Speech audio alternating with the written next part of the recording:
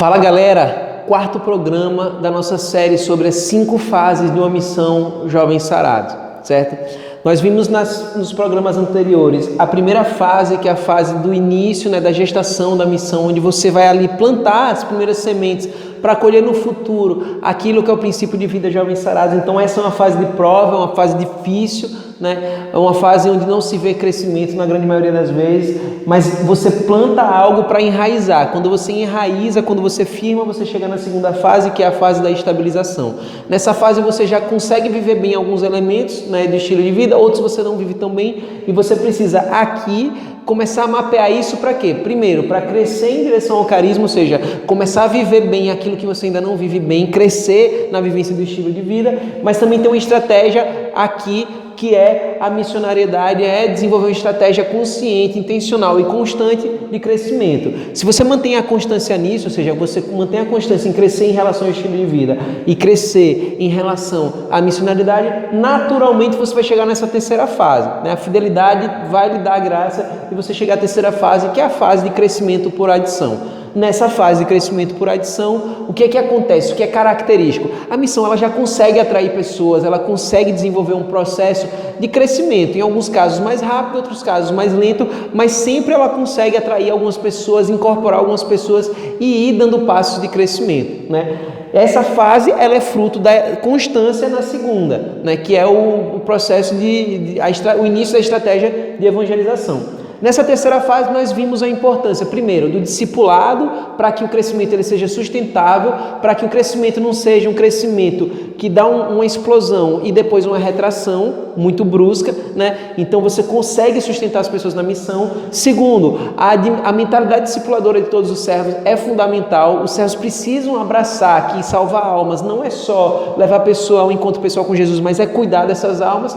Terceiro, envolver as almas no processo de serviço, porque isso dá a elas um sentimento de pertencimento, um sentimento de utilidade na missão. E quarto, o desenvolvimento de novas lideranças, porque todo crescimento exige novas lideranças, exige novas referências. Sem essas referências, o crescimento ele não se torna sustentável, porque o povo fica muito grande para as pessoas que podem cuidar dele. Então, as missões erram muito em não discipular, erram muito em não formar novas lideranças. E por isso que muitos crescimentos, muitas missões não passam da terceira fase, muitas vezes elas até retrocedem. Por quê? Porque elas não dão os passos necessários que são fundamentais para você se sustentar aqui e além.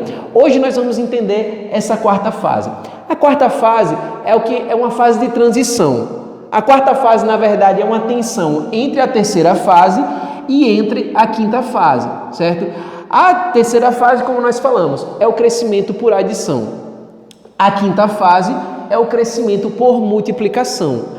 E a terceira fase é uma tensão entre eles, porque a missão ela já começa a desenvolver uma potencialidade para multiplicar, mas ela não consegue ainda ter uma estratégia intencional de multiplicação, ou seja, é como se ela já tivesse assim, dando os passos, a própria dinâmica dos fatos empurra ela para assumir uma função maior, mas ela ainda não assumiu. Então, essa fase nós chamamos ela de crescimento por reprodução. O que é característico nessa quarta fase? A missão ela já se tornou uma referência. E quando nós falamos a missão, óbvio, isso vai acarretar muitas pessoas da missão se tornaram referência. Pela própria dinâmica que ela foi assumindo aqui na terceira fase, pela capacidade que ela tem de atrair pessoas, pelos frutos que ela deu, pelas pessoas que se desenvolveram e cresceram em Jesus, ela começa a ser uma referência.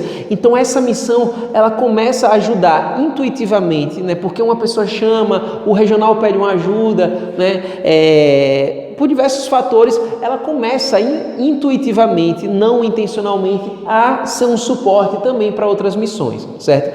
O que você precisa entender? Quando nós chegamos nessa quarta fase, que a missão ela já tem esse potencial, ela já consegue dar ajuda, dar suporte a outras missões, ela se torna uma referência, ela se torna um refúgio, um ponto de socorro para outras missões, você precisa, é o sinal vermelho que Deus está dando de alerta para que você dê o passo para a quinta fase, que é a fase da multiplicação. O que você precisa fazer para fazer com que a missão saia dessa quarta fase para ir para a quinta fase?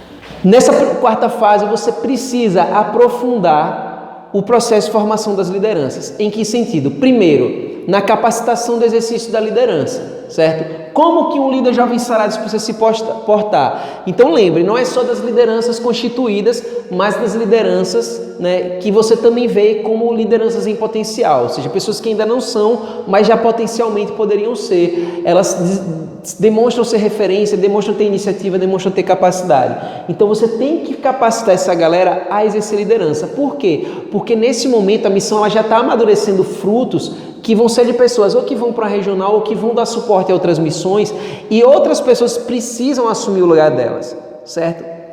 Então, você precisa começar a pensar uma transição para a missão em que a missão não sinta o suporte que ela dá para outras, porque você está formando novas lideranças para assumir, né, vamos dizer assim, para segurar a peteca.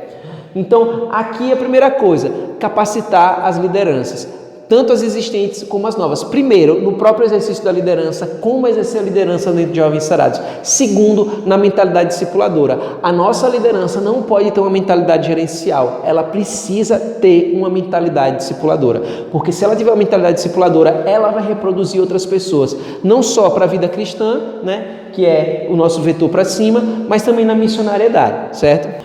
Nessa quarta fase também, você precisa continuar a formar pessoas para desenvolver o discipulado na missão. Veja, aqui nós estamos falando de coisas que já começaram na terceira fase, certo? O grande problema de muitas missões é que elas desenvolvem algumas coisas e elas param, mas se o nosso processo de crescimento ele é contínuo, o nosso processo de formação para dar suporte ao crescimento também precisa ser contínuo. Ou seja, se vem mais gente, eu preciso formar mais gente para dar suporte a essas pessoas que estão chegando, certo? Então aqui, além de formar lideranças no sentido ministerial, eu preciso formar lideranças no sentido discipulador. Nesse ponto aqui também, eu preciso desenvolver a criatividade do Espírito Santo. Claro que ele já precisa ser desenvolvido antes, mas o que acontece muitas vezes quando a missão ela consegue viver bem a terceira fase? Existe o risco de ela cair na rotina, porque tudo que ela faz está dando certo, então eu vou fazendo sempre as coisas do mesmo jeito. Mas na verdade, nessa terceira fase aqui e na quarta fase, eu preciso pedir a Deus a criatividade do Espírito. Para quê? Para que nessa criatividade eu consiga, né, manter um padrão de quebrança de paradigmas, né, de quebrança de mentalidades, de quebrança de rotinas, que mantenha a missão no patamar onde ela chegou. Nessa quarta fase eu vou precisar também mapear as pessoas-chave da missão. Pessoas-chave para quê? Para que elas assumam o papel de lideranças que eu falei no primeiro ponto. Então, mapeando essas pessoas-chave, o que você vai entender? Você já tem que ter um mapeamento, né, capaz de pensar um processo de transição ou de potencialização das lideranças da missão. Então, mapear essa galera é fundamental para quê? Para que você consiga ter um processo de transição seguro, para que a missão ela chegue na quinta fase.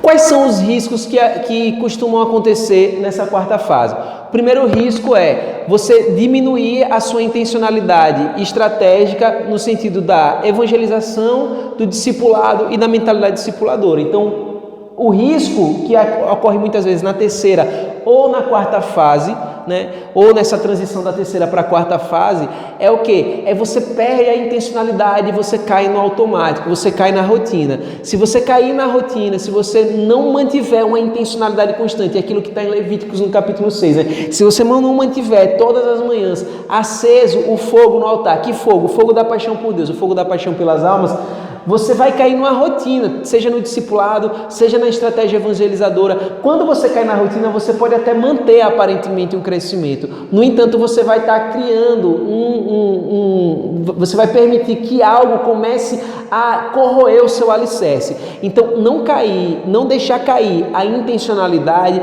é fundamental. O segundo elemento, o segundo risco que acontece muito na terceira para a quarta fase, né? Tanto na terceira como na transição para a quarta fase, é o ativismo, certo? Aqui existe um grande risco do ativismo, porque você começa a ser demandado pelas atividades de crescimento. E aí o que é que acontece? Você vai abandonando a oração, seja a nível individual, então os servos vão abandonando a oração, e a estratégia que Satanás coloca é, você vai abandonar a oração porque você está fazendo algo bom, você está servindo a Deus. Só que isso é o princípio da queda. mas não só a nível individual, também a nível coletivo. A missão vai se tornando ativista, ela vai deixando de lado os momentos necessários que ela precisa ter de oração, de comunhão com Deus, né? E aí, quando isso acontece, você também está criando algo que vai correndo seu alicerce. A missão, ela continua pela inércia, ela continua nesse processo de evangelização. No entanto, ela está perdendo o alicerce que fez com que ela desse esse salto. E quando a energia da inércia acabar, a queda da missão vai ser grande. Então, manter, tanto na cultura do servo de maneira individual, quanto na cultura coletiva da missão, a prioridade da oração é fundamental para que essa fase, essa terceira e essa quarta fase não se torne uma armadilha para uma queda que pode levar para as fases anteriores, seja a primeira, seja a segunda fase. Quando a missão chega na quarta fase, vai haver um combate espiritual muito grande. Que tipo de combate espiritual? Um combate espiritual pelo esfriamento, certo? A vida de oração, tanto individual como coletiva, né, a formação constante para manter intencionalidade, seja do estilo de vida, seja da missionariedade, é fundamental para que a missão nessa fase não perca o combate espiritual que é travado por Satanás para que leve as pessoas da missão ao esfriamento. Então, ter a consciência disso é fundamental. Se nós conseguirmos travar esse combate, se nós mantivermos a intencionalidade, a estratégia, tanto evangelizadora quanto discipuladora, e se nós formarmos as lideranças,